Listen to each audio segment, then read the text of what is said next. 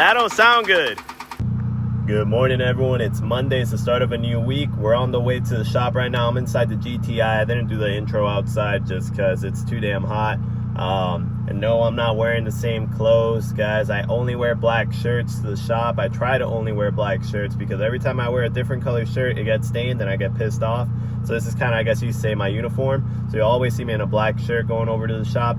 So let's go on over there, guys. It's gonna be a great Monday. I'll update you guys on the 435. I'll update you with pending deals we've got and all that good stuff. We made it over here to the shop. We had Diego taking a look at this Q50 that we got dropped off. This control arm completely snapped and causing the vehicle to have the wheel inverted inward. So we're gonna go ahead and get this all replaced for the customer. He brought his own control arms, and then we're gonna go ahead and put some tie rods as well in there for him. He's gonna go ahead and change the brakes out while we're in here. So I'll update you guys with some more better pictures and footage of this vehicle here shortly. All right, so we got in this 2024 Chevrolet Trax, I believe it is, RST edition. Customer had a concern. They kept putting windshield washer fluid in and it just kept pissing out. So we went ahead and moved the fender liner to the back, and we noticed that the windshield washer pump was actually faulty on here. So I'll show you guys a little clip of it. It's broken on the plastic. So we're gonna go ahead and get a brand new one, OEM, straight from Chevy, get it installed, get this customer back on the road and their concern fixed. All right, so we got this F82 M4 in right now. Customer's having an issue with the injectors. He's getting injector codes like crazy. When we plugged in our scan tool, we're seeing that the calibration for them is just off and not what it's supposed to be. The issue seems to be that the car's just running extremely rich right now. He had the injector swapped out to EU5s. The EU5's injectors replaced his EU6 ones. When he went EU5, they fixed it and calibrated it so that the car wouldn't misfire. But right now it's running completely rich, guys. We're gonna go ahead and take a look at the tune file, see what's going on. We pulled out the spark plugs. We checked for any injector leaks. There's absolutely none. So something seems to be going on. We're gonna go ahead and check the tune file, see if something's just not written properly, and move on from there. I'll try to update you guys. This thing does have, it's pretty modified. We also got in this C300. Customer has a concern where the AC is just not blowing cold. So Junior's going ahead and hooked up the AC machine. Check it out, see what's going on. While he's been checking out the AC though, he's also noticed that the vehicle is overheating. So he's taking a look at it, see where it's leaking coolant, and go from there. But right now, when he plugged in the AC machine, he noticed that the refrigerant was extremely low. So he's gonna go ahead and see. There's definitely a leak somewhere going on in the system, not only with AC, but as well for coolant. So I'll try to keep you guys updated with this vehicle as well.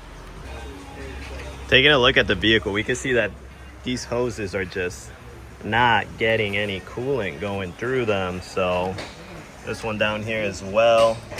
So they're just, something's going on related. It could be the thermostat, it could be the water pump. We're gonna go ahead and dive deep into it and see what's going on with it.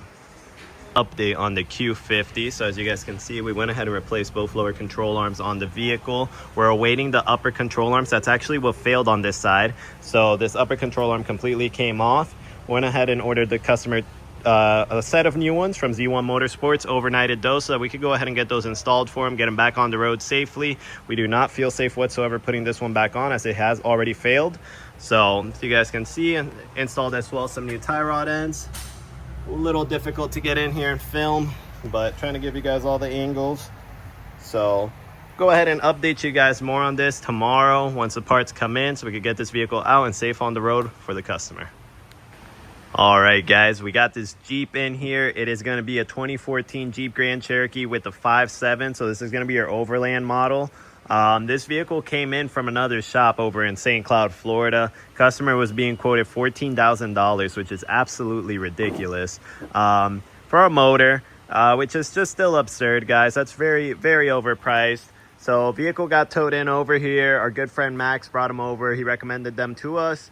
We went ahead. We're taking a look at the vehicle, guys. These are some of the active codes currently on it. I want you guys to take a look at it. TPMS we're not really worried about.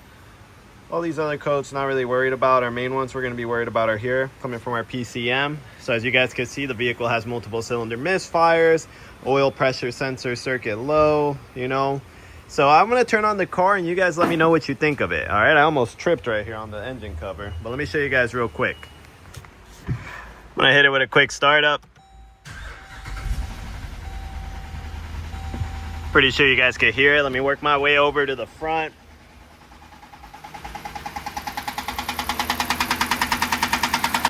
So there's two ways we could go about this. We could go ahead and recommend the customer for us to do an engine teardown. That's going to possibly be, you know, a whole engine overhaul, which is roughly like 30 hours. Or we could just go ahead and just tell the customer, hey, your motor's hurt. You're at 221,000 miles. It's a very visible knock coming from the motor. Let's go ahead and get this replaced. And I believe right now where we're at, it's around like $5,900 for labor, parts. It includes the motor, it includes a warranty, and he's getting all his fluids in there. So I think it's a great price, y'all.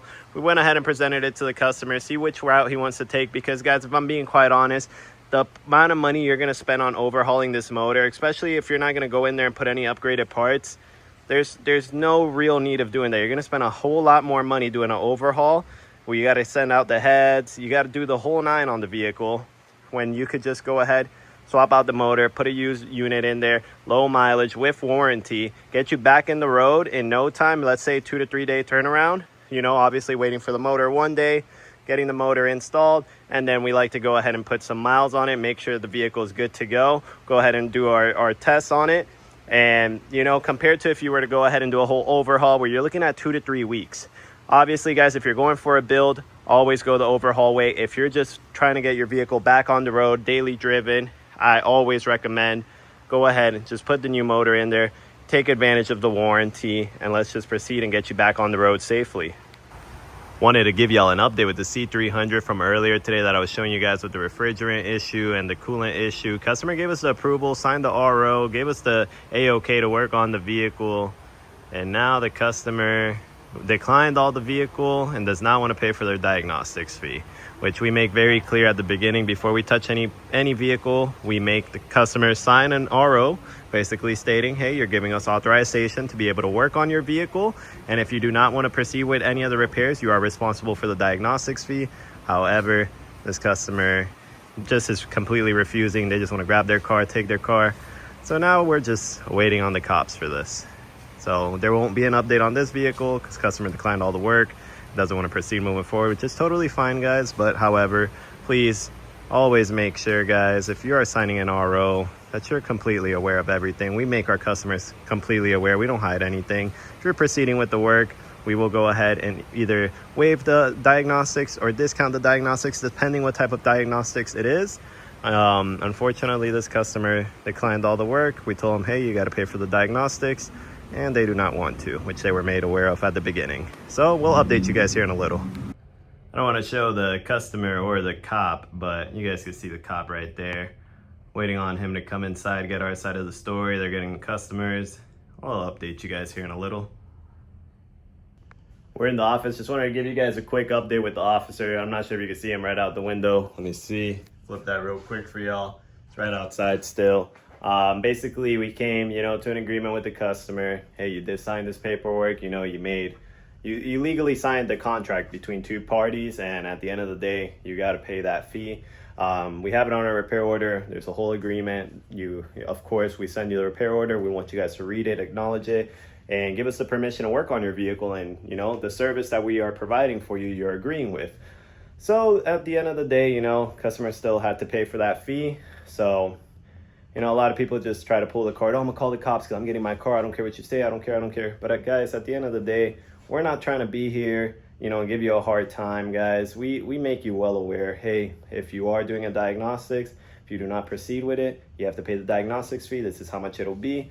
So we ended up giving them a discount just to help them out, because at the end of the day, guys, we're just trying to do the right thing, and we don't want anyone angry, but it's very hard to satisfy everyone in this world. So, but on that note, guys, we're gonna head out of the shop. We're gonna go to the gym. I'm gonna go check out some cars in the auction while we're driving. I'm gonna be sitting passenger, so I'll check them out, and I'll update you guys here in a little. All right, guys, I want to go ahead and give you guys like a little background of something that I'm doing right now. I'm just waiting on John. I was about to show you the house, but it has his house number and all that stuff. But right now I'm on Facebook and I'm running this ad right here so you guys could see it's $20 per day. I ran it for 5 days. Let's say, for instance, in those 5 days, that's going to cost me $100. If I gain one client out of that and that repair order turns into $1,000 repair order, guys, that $100 was a great investment. So I like to do this just to be able to generate some more leads into our shop. So I went ahead and boosted that post. I have also a boosted post on our Lamborghini clusters that we repair. This one I have set to our worldwide audience, so not worldwide, but USA, stay in the USA region. That way anyone out of state can reach out to us, because this is a job that we can complete here at our shop in-house, get it done, get it shipped out to you same day. As long as you next day ship it to us, we can get it done and repaired. So have that one at $15 a day. That gains me a customer, guys. That's perfect. That's a great one. And then I also like to boost some of our exposures on Instagram. So we have our V2 headlights that we sell that I like to boost there. I also like to boost a regular reel that shows our mechanical work. So if people don't know who we are, they could get that ad pops up and it shows them our shop, shows them who we are, what we work on. And then I have one that's like, just one to attract a regular audience. It's basically saying like, send this to a friend that owes you car parts. Guys, all these things, yes, they cost money, but at the end of the day, when you're running a business, you want to make sure that you have ads set and you have them set properly, because they will generate you so many leads that are so crucial, especially if you're being a little slow, it's slow season, things of that nature. Guys, just hop on your Facebook, run them. You can run them through Meta and all that good stuff. For instance, real quick, guys, I ran this ad on the headlights and we got out of it 95 link clicks, 13 Instagram follows, 11 saves, 8 shares, 4 conversations started, guys, and we actually turned one of those conversations into a sale. And all we spent on this ad right here was $30, guys, and it reached 2,271 people. So definitely a great one that I'm gonna run again, and definitely, it's gonna generate some sort of leads. If we're able to get another headlight sale out of this, that's perfect, guys. We just finished wrapping it up there at the gym, guys. We're back at the crib. I'm gonna check out some cars in the auction right now, but we're gonna call it a night early. It's around 10:30 right now. Gonna go inside, gonna make something to eat and shower, get ready for bed, and check out the cars in the meantime, like in the in-between time. So we'll see you guys in tomorrow's video. We're gonna go ahead and clean the shop, get it nice and organized, because we've had a lot of work. So let's go ahead and get the shop nice and cleaned up. So on that note, guys, we'll see you in tomorrow's episode. Thank you so much for watching. If you guys are enjoying the content, give it a thumbs up, guys. Share it with your friends, subscribe, it helps out a ton. So take care, guys. Everyone have a good night, and we'll see you in tomorrow's episode.